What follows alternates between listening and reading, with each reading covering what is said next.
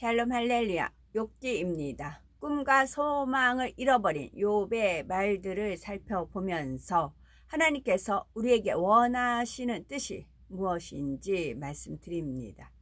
세상에 있는 인생에게 전쟁이 있지 아니하냐. 종은 저물기를 심히 기다리고 품꾼은 그 싹을 바라나니 내가 누울 때면 말하기를 언제나 일어날고 언제나 밤이 갈고 하며 새벽까지 이리 뒤척 저리 뒤척 하는구나. 욥기 7장 1절에서 4절이요.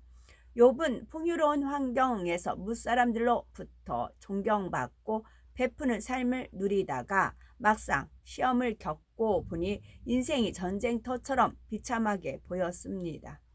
죽기를 바라나 죽지도 못하고 친구들에게 위로는커녕 수모만 당하고 있다고 생각하니 아무 소망이 보이지 않았습니다.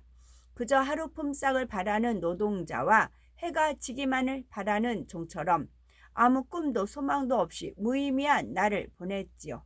밤이 되면 몸이 아파 잘 수가 없기에 언제나 아침이 올까 기다리며 새벽까지 이리저리 뒤척거릴 뿐이었지요. 악창이 날 것 같지도 않고 회복될 것 같지도 않으니 죽을 날만 기다리는 상황입니다. 꿈과 비전을 잃고 나니 절망 속에서 탄식만 나왔지요. 욥은 아무런 낙이 없고 소망도 없는 자신의 처지를 품꾼이나 종의 심정에 비유하고 있는데 이는 합당치 못한 생각입니다.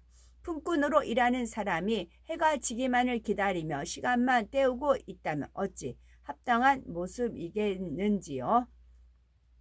더구나 하나님의 자녀라면 힘들게 억지로 일하는 것이 아니라 고운 마음과 긍정적인 사고로 열심히 살아야 합니다. 가정과 직장, 학교 어디에서든 하나님의 자녀로서 본분을 다하여 하나님께 영광 돌릴 수 있어야 하지요. 나아가 천국의 소망은 물론 이 땅에서도 아브라함처럼 축복받아 하나님께 영광 돌릴 꿈과 비전을 가져야 합니다. 그럴 때 하나님께서 일의 능력과 지혜도 더하시니 점점 발전하며 머리된 자로 축복받아 갈 수 있습니다. 영적으로 우리 모두는 하나님의 나라의 사명자요 일꾼입니다. 그런데 싹을 바라는 품꾼처럼 해가 지기를 바라는 종처럼 하나님의 일을 한다면 어찌 하나님께서 기쁘게 받으시겠습니까? 하나님 나라를 위해 일하고 헌신한 모든 시간과 물질, 행함이 하늘나라의 상급이요 하나님의 일을 이루었음을 믿음으로 기쁘게 충성해야 합니다. 설령 직분자가 아니라 해도 하나님의 자녀로서 먹든지 마시든지 무엇을 하든지 하나님의 영광을 위해 살아야 합니다. 무엇보다도 하나님 앞에 충성 봉사하며 죄를 싸워버리고 성결되어 가장 영화로운 천국 새 예루살렘에 들어가 금 면류관, 의의 면류관을 받겠다는 꿈을 가져야 합니다. 인생 목표를 영원한 곳에 두는 사람은 재능도, 시간도, 물질도 천국에 투자합니다. 우리가 믿음으로 심은 것은 모두 천국의 상급으로 쌓이기 때문이지요. 하나님을 경외하며 천국 소망이 있는 사람은 꿈과 비전 속에 살아가기에 비록 품꾼이나 종이라도 주인 못지않게 즐겁고 행복하게 살 수 있습니다. 그 배짱이와 개미 아시죠? 우리는 개미같이 할 일, 개미도 일벌레 있고 일개미 있고 그렇다잖아요. 자기 주어진 직분에 충실하게 살면 돼요. 그럼 하늘나라에 저축을 하는 겁니다. 위의 것을 바라보라고 했잖아요. 위의 것은 하나님, 위의 것을 바라보는데 어떤 거? 하나님이 주님이 하나님 우편에 앉아 계신 거 바라보라 되었잖아요. 우리는 주님과 이웃사촌 하기 위해서 달려가는 겁니다. 욥기 7장 5절 내 살에는 구더기와 흙조각이 의복처럼 입혔고 내 가죽은 합창되었다가 터지는구나. 이 말씀에 육적 의미와 영적 의미가 담겨 있습니다. 육적으로는 욥의 현재 몸의 상태를 리얼하게 표현하고 있는 것이죠. 즉 온몸에 악창이 나서 살이 썩고 썩어 들어가므로 구더기가 들끓고 제대로 씻지 못하며 흙더미 가운데서 살다 보니 흙이 몸에 옷처럼 달라붙어 있는 상황을 의미합니다. 영적으로는 욥의 마음 상태를 표현하고 있지요. 지금까지 욥의 말을 살펴보면 선한 말이나 진리가 아닌 말들이 너무나 많습니다. 원망, 탄식에 그친 것이 아니라 악한 말, 저주의 말, 하나님 보시기에 합당치 않은 말들을 계속 쏟아냈지요.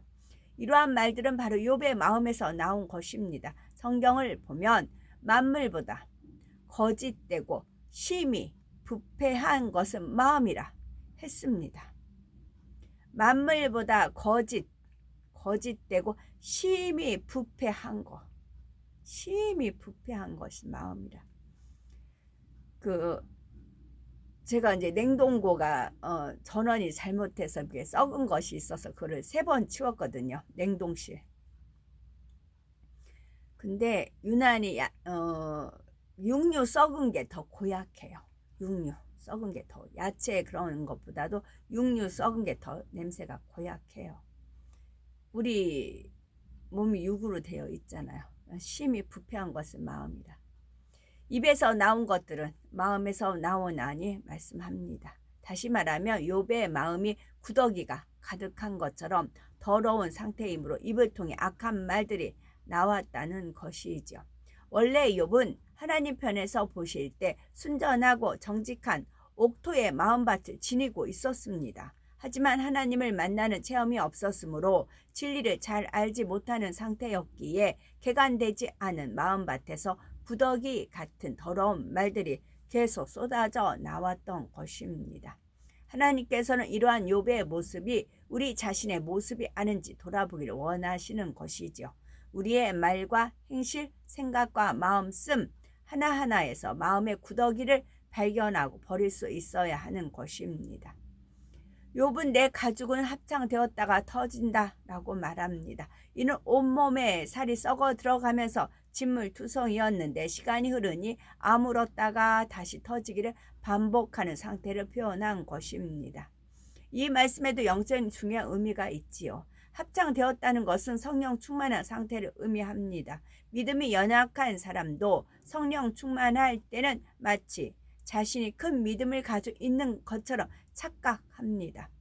어떤 시험 환란이 온다 할지라도 승리할 것 같은 자신감이 넘치니 믿음의 고백도 많이 합니다. 기쁨과 감사가 넘치니 얼굴이 평안하고 온유와 사랑이 가득한 사람처럼 보입니다. 마음이 합창된 상태와 같아서 감정이나 혈기가 속에 감추어져 있으니 자기를 발견하지 못하지요. 그러나 막상 어려운 시험이 오며 이겨내지 못하고 넘어져서 원망탄식합니다. 이는 합창되었던 마음이 다시 터져버린 상태와 같죠. 이때는 감추어 놓았던 악이 드러납니다. 이런 상태가 되면 얼마나 마음이 괴롭고 고통스럽겠습니까? 욥은 이렇게 합창되었다가 터지는 것과 같은 심정인 것입니다. 그러니 무엇보다도 마음을 진리로 일구어 사단의 송사거리가 될 만한 악의 요소들은 모두 벗어버리는 것이 중요합니다. 마음 안에 있는 구더기를 신속히 잡아 죽이고 더러운 것들을 깨끗하게 씻어 버려야 하는 것입니다. 하나님은 중심을 보심으로 먼저 마음을 깨끗하게 해야 합니다. 마음이 깨끗해지면 자연히 겉모습도 깨끗하고 행실도 반듯하지요. 하나님께서는 바리새인과 서기관들처럼 마음은 더러운 것들을 가득 차 있으면서 겉모습만 깨끗한 척 외식하는 것을 너무나 싫어하십니다. 우리는 옷이나 살에 오물이 조금만 튀어도 재빨리 씻어내려고 할 텐데 더구나 온몸에 구더기가 바글바글 하다면 얼마나 더러우며 괴롭겠습니까? 생각하는 것만으로도 소름 끼치며 쳐다보기도 힘들 것입니다. 그런데 하나님께서는 우리 마음속의 죄악들을 구더기처럼 더럽게 보신다는 사실을 깨달아 악은 모양이라도 벗어나가야 되겠지요. 욥기 7장 6절 나의 날은 배틀의 북보다 빠르니 소망 없이 보내는구나. 욥은 온몸의 구더기로 고통을 당하면서 덧없이 하루하루를 보내는 자신의 삶 이렇게 표현합니다. 옛날에는 가정에서 배틀을 이용하여 직접 옷감을 만들고 손수 옷을 지어 입었는데 천을 짜는 장면을 보면 반질반질한 배틀 북이 쓱하고 매우 빠르게 지나갑니다. 그런데 욥이 나의 날은 배틀의 북처럼 빠르다고 말한 것은 하루가 그처럼 빨리 간다는 의미가 아니라 시간의 귀중함을 말하고 있으며 시간이 무료하게 지나는 것이 너무나 고통스러움을 나타내는 표현입니다. 예전에는 보람 있는 일도 많이 했고 의미 있는 시간들을 보냈는데 지금은 아무런 소망 없이 보내는 자신의 모습을 보면서 이렇게 한탄하고 있는 것이죠.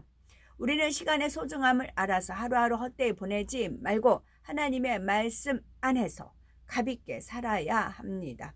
마음의 할례에 힘쓰는 것은 물론 이왕이면 잠도 줄이고 하나님 나라를 위해 충성하며 더욱 모이기에 힘쓰며 하늘나라의 상급을 쌓아 나간다면 얼마나 가치 있는 삶이 되겠는지요. 그리하여 우리 영혼을 어느 때에 부르신다 해도 떳떳하게 주님 앞에 설 수 있는 자격을 갖춰야 됩니다. 욥기 7장 7절에서 8절 내 생명이 한 호흡 같음을 생각하옵소서. 나의 눈이 다시 복된 것을 보지 못하리이다. 주의 눈이 나를 향하실지라도 내가 잊지 아니하리이다. 생명이 한 호흡 같다는 것은 경각에 달렸음 의미합니다.